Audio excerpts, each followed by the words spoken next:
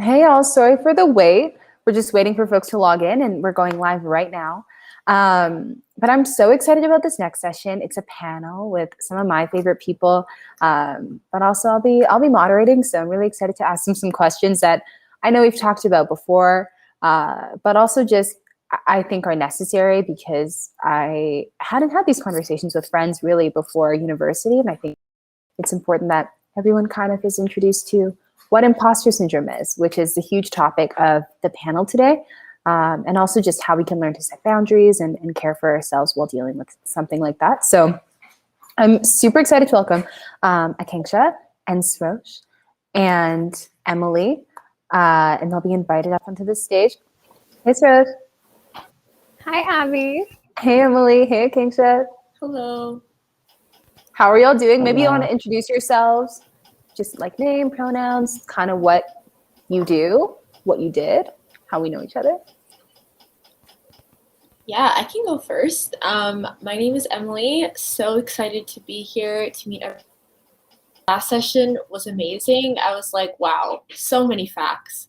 But yeah, I use the pronoun she, her. I'm going into my 5th year at the University of Alberta, and I met Abby through a program called Stride, which basically empowers women and non-binary folks to run in student governance and take positions in leadership.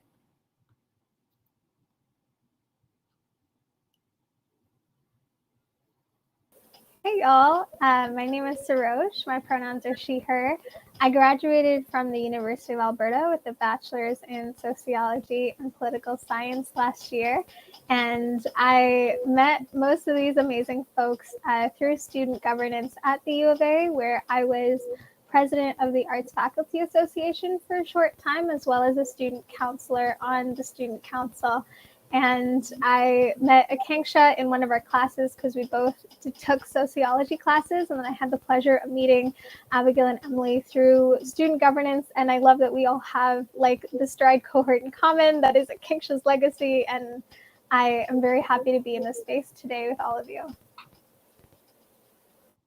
Hi, everyone. My name is Akanksha.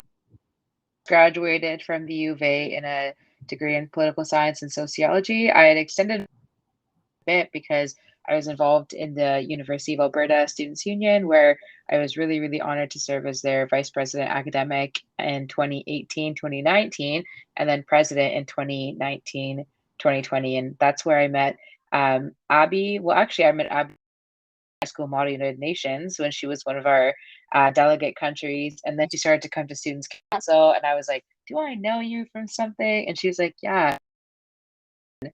So that was really funny. And I met Sarah through the Student Government Circle, and I met Emily through Stride. She was one of my mentors, and I would say the experience is reciprocal because I've learned so much from Emily in just a short year that I've known her. So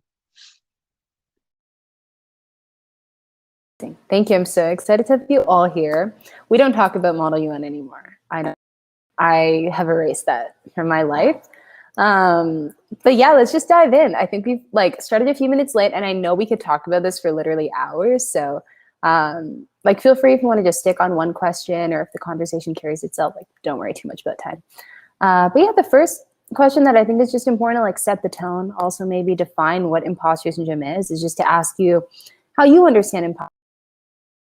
Maybe the ways that you've experienced it in your life or continue to experience it now. Yeah, just love to hear from you in any order. But yeah, whoever wants to start first. I can start if it's all good. For me, imposter syndrome is this feeling of not belonging, of feeling like everybody else in the space has some kind of like qualification or test that they passed or like memo that they received about being there that makes them like worthy and deserving of being there, but I don't have that. Like I missed something along the way.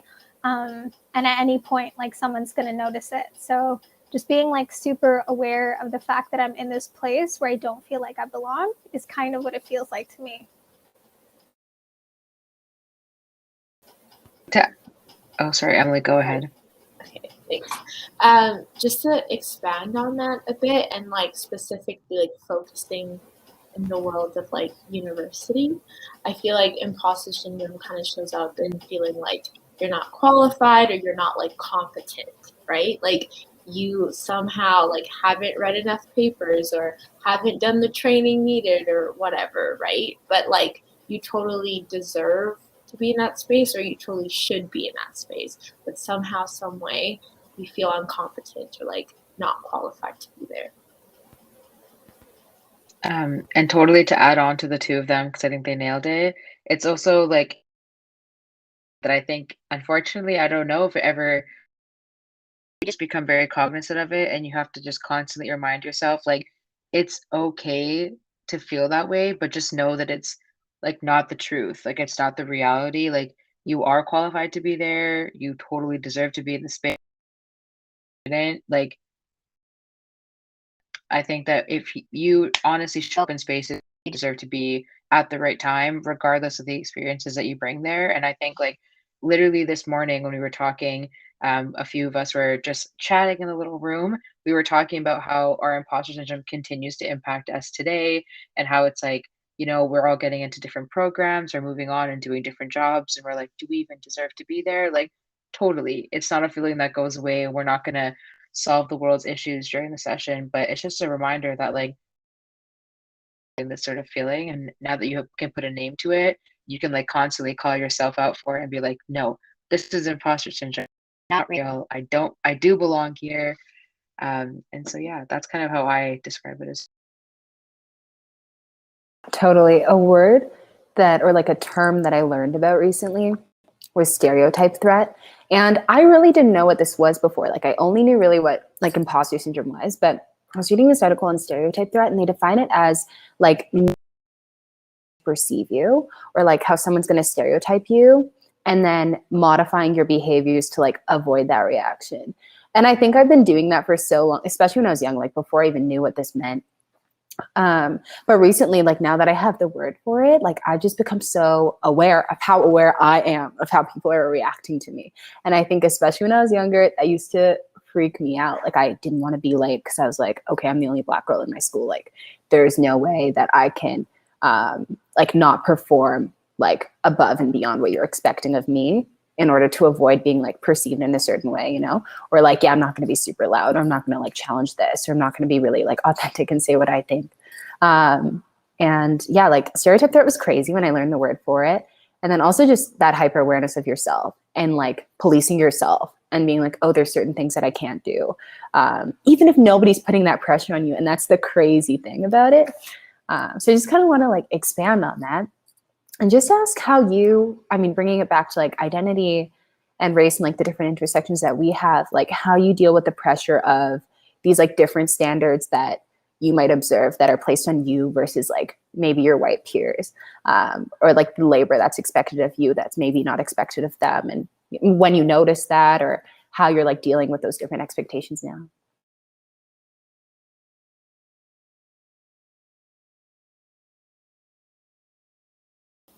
Hopping in again, sticking to the order. I think Emily mentioned it at some point, and going off of what you just said, Abby, I think I was hyper aware of the fact that I needed to at least come off as, even if I didn't feel like I was there yet because of imposter syndrome, that I was like extra competent and that was extra friendly and extra approachable. So basically I so relate to the term that you brought up, Abby, because I also didn't know about that, but I'd been doing that for most of my life. Being like essentially making other people's perception of me my responsibility. So like if they didn't see the value in me, that was supposedly my fault. And I think the way that manifested and the way that I ended up kind of like self-regulating was trying to be like super friendly, not complaining, doing my best to fit in, both in the sense that I always felt like the odd one out in a lot of spaces, like either I was the only visibly Muslim person there, or I was the only person of color there. And so I felt like I had to be extra knowledgeable, and that I had more to prove in a way than other folks who were naturally assumed to just kind of like deserve to be there. And that especially came up for me whenever I was more into like a public facing leadership position in which people don't naturally assume that folks like me, either with my experiences or the way I look, belong in those places. So that came up all the time, like in university, if there's like a group project and it's like, oh, who's going to present? Or if I'm ever in a space where someone needs to be the team leader, most folks wouldn't naturally look at me, even if I was making all those efforts to show that I am worthy and deserving and a leader. So I think that kind of both self-imposed expectation of like how good I have to be, as well as the fact that it kind of ends up getting proven by others that they don't see me in a certain way, the way they automatically assume other people are more qualified or like more like leaders or more like presidents or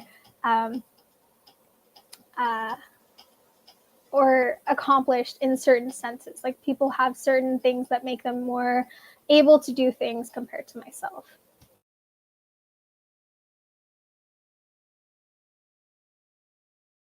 I can show you can go first because I cut you off last time. Very.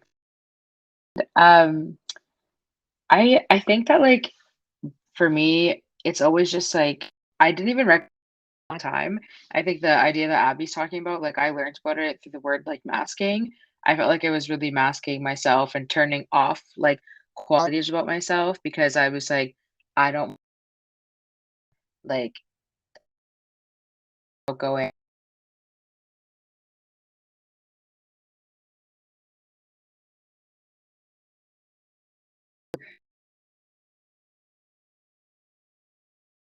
bossy, even though that's just like genuinely to go to big administrator meetings with my colleagues when I was working at the SU is sometimes people would just like arbitrarily make me the minute taker. And I think that really frustrating. I'm cutting out a little bit, so apologies for that. I'll try to speak like a little bit louder. Okay, good. We can hear you. Yeah. And so, okay, awesome. People were to ask me back when I was, first getting involved on campus, and they're like, "Why don't you take minutes?" I like, okay, sure, like I'll just do it. And as I progressed through time, I realized like you can say no when people put these like gender norms on you, or when they push these like cultural like stereotypes on you where they're like, oh, like, can you take minutes? And I'm like, no, I actually can't because I need to speak in this meeting multiple times and like ask for you to decrease tuition or something, like there are times where you actually can't fulfill those roles. And I felt a lot of guilt. And I think the best way that I practice is like talking to my friends about it and practicing like saying no to these things. And I think that when people are like forcing these norms on you, like it's exhausting to mask who you really are, and it's exhausting to like hide parts of your culture, hard parts of who you are, because at the end of the day you're like so tired, and you probably find yourself being cranky to your friends, cranky to your family.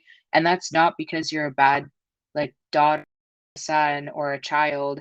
It just means that you have like been working overtime, and your brain has been working overtime to compensate, because now your brain is not only thinking about like eating, sleeping, breathing, like, doing the most basic tasks. It's also forcing yourself to pretend to stop being who you are, which is like acting. And that's a full-time job for people sometimes, So really, really ask yourself, like, are you a paid actor? If so, keep doing what you're doing. If you're not a paid actor, like, do not like pretend to be this person. Like, just start to say no, start to ask, like, can somebody else do it for me this time? I don't want to do it this time. Can somebody else do it because I'm available? And instead of just saying straight up, like, no, I'm not going to do it, like, try to offer a problem. But I think that, like, the more that you stand up for yourself, and it's not even like you're just take minutes because I'm so busy, like, actually being an active participant in this meeting, like, it's fine. People are not going to think less of you.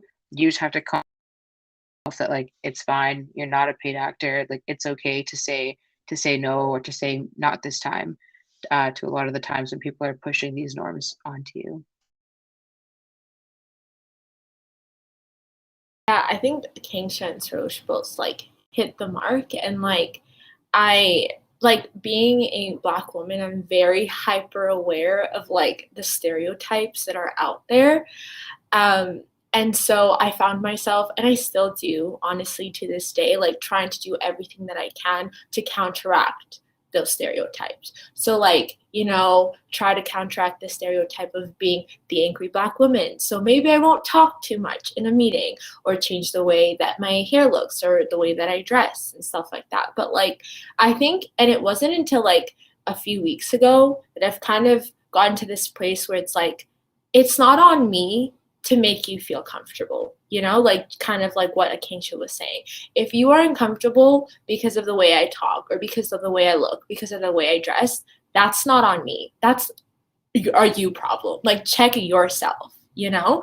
And so, yeah, and it's such a simple concept, I think, at the end of the day, but so revolutionary and so hard to do sometimes, especially if you find yourself in like white dominated places. You know, it's so hard to fully like play into your identity and be comfortable with that, because we've been told like day after day, to be successful, you need to be like this, you know, you need to talk like this, you need to like be white, you know what I'm saying, to like be successful or to fit in this place. But yeah. Yeah, exactly. I think a way that I've been. Oh, Suresh, do you wanna go No, ahead? please go ahead. No. Okay. I was just gonna say that a way that I've been thinking about this is like, I actually don't need to be in like white spaces if I don't want to be, and that I just won't. Like, especially if I know that that's like the reception that I'm gonna get, or like that's the emotional labor that it's gonna take from me, or that I don't feel safe in that environment. Like, I don't see why I need to spend time like performing for you, or why in any way to you. And I think that I used to not have that mentality, and I think that in a lot of ways, like, we're very much conditioned to think that like we need white validation, or we need like male validation to like really prove that we're like worthy of being somewhere, or we're actually good at what we do. And I just think recently I've just become so like neutral to that idea. Like, I don't. And I think, like Emily and like Akanksha and like sort of you are all saying, I don't need you to like legitimize worthiness, or like just be anywhere. So I think that for me is like important too, of like, I can literally leave those spaces, like if I don't want to be there, and that's fine. And I can just divest my energy and put my work elsewhere to people who will appreciate it and reciprocate that work and reciprocate that energy, and feel so much more fulfilled than like constantly feeling like I'm striving to be somewhere that's like doesn't actually exist because the goalpost keeps moving, you know? Sorry, Suresh, go ahead. Nothing to be sorry for. Thank you so much for doing that, because I think you're right, and that definitely leads into some of what I want to bring up. On what you said, just thinking back, like when I was younger, especially, I think that was really tough to do, especially when you're like the only person of your identity or experience in a certain space. And so I think when we're younger, it's basically taught from our environment that like you need that validation because everyone else in your class is someone who's white, is someone who's not like someone who understands your life experiences automatically. And so thankfully, you know, as I got older and as I, you know, had the opportunity to go to university and meet folks that look like me and don't look like me in ways that they still understand because we have universal life experiences. I also experienced the same thing where I realized, oh, I don't need to keep trying to fit into every circle. I can actually just find my people. And when I did, like Akanksha mentioned, I was able to kind of stop masking and like save my energy. And it feels so good to just like be understood and to not have to like explain why I can't do something because my parents won't understand, or, you know, whatever it might be.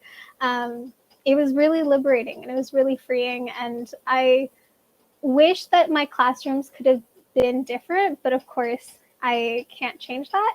One thing though that I think I could have changed and would have helped me when I was younger is just like realizing, so going back a little bit on the idea of like competency and like knowing your worth, realizing sooner that like sometimes other people that we're told are like more competent or more automatically qualified really aren't. So I don't know if you all have an experience where you've been in a space and like maybe the chair or someone else like is talking and they act like they know everything. So they're super confident. They have everything that makes them look like a leader. But then they open their mouth and you're like, well, I actually could have done that better. Like, I think actually I should be in that position. So I think embracing those moments where it's kind of like a wake-up call of like, oh, actually, you know, I have something to offer, even if I don't look like you, could have really helped me out when I was younger, even if I didn't have people like my people to be with. So yeah, exactly. I think we're coming up on 3, but I see there's a question in the chat if we maybe want to head to that. So it says,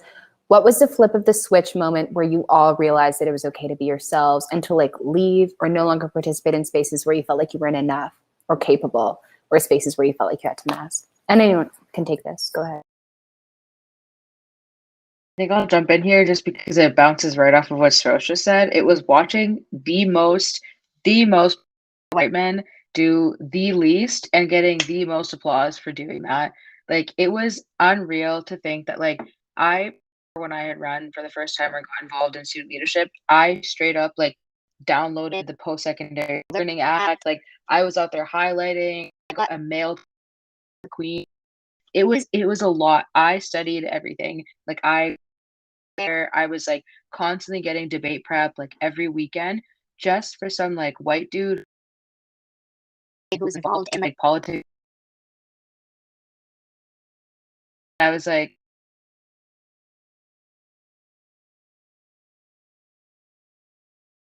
Out a bit, Akanksha. I'm just getting frustrated with the wrong people getting all the credit.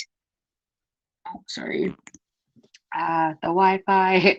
It was just watching like the wrong people get all the right credit for things that like I was working on behind the scenes for them to get all the credit for.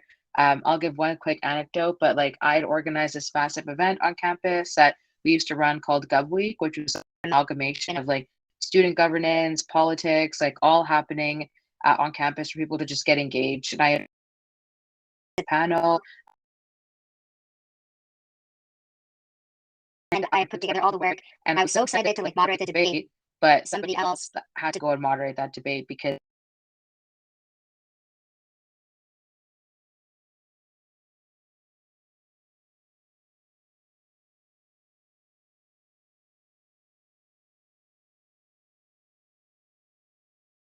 You might have cut out again. It's okay. What I think we might do, maybe we'll like circle back to that, but let's maybe address the next question, which is like, do you ever feel like other POC were your competition? And if so, how did you deal with that?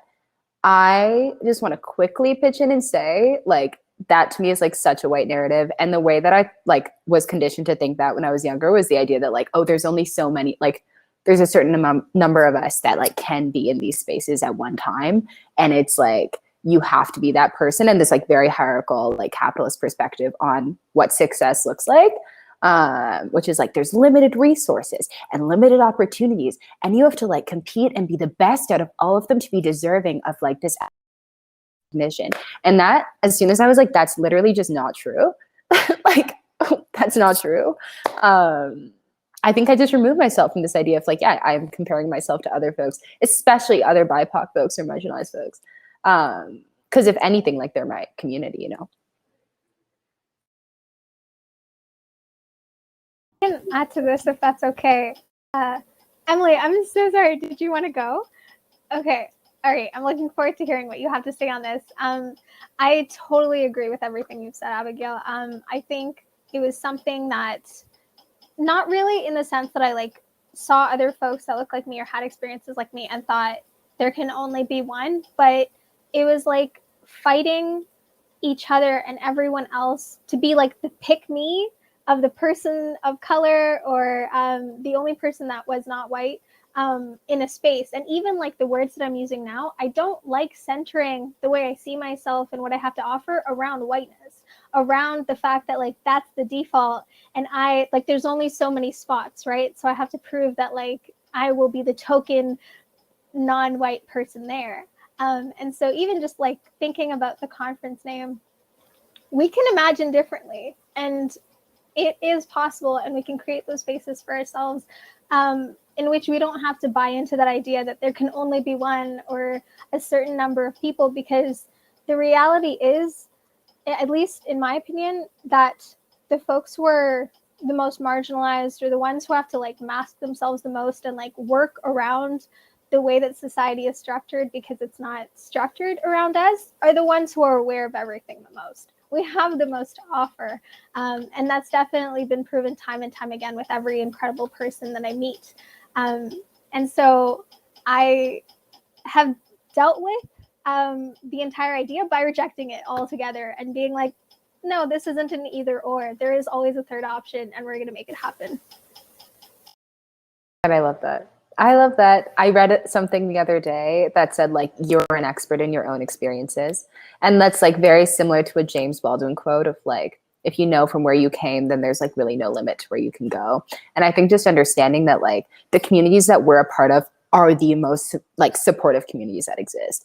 And there's no way that I'm going to feel better by, like, transplanting myself to this, like, completely white environment and expecting to be, like, I don't know, welcomed or like feel good about myself or validated there. And so, yeah, that's beautiful. We're going to have to wrap it up. I see Rashida's here. We're just going to head straight into the next workshop. But I do want to say a huge thank you to Akanksha and Emily and Sarosh. I always love talking to you all. I know the last time we talked about this, we spent like an hour and a half, 2 hours. Like it could really just keep going. But I know I always learn something when I'm speaking with you. And I feel so lucky to like call you all friends. So thank you so much for your energy.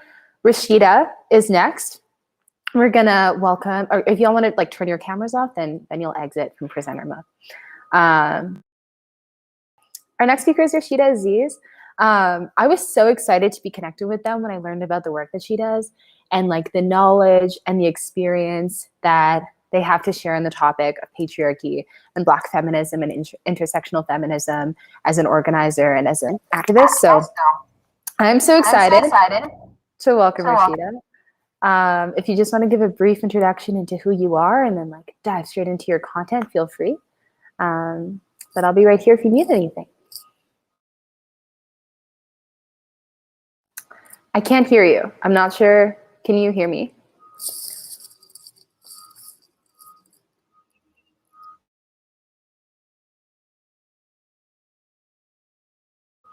No, I can't hear you right now.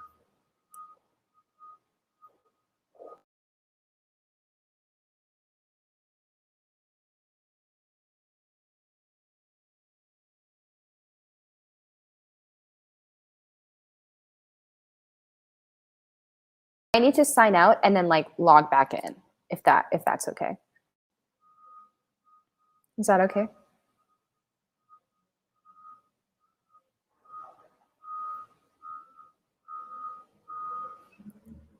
I think like log out and take a little break in between.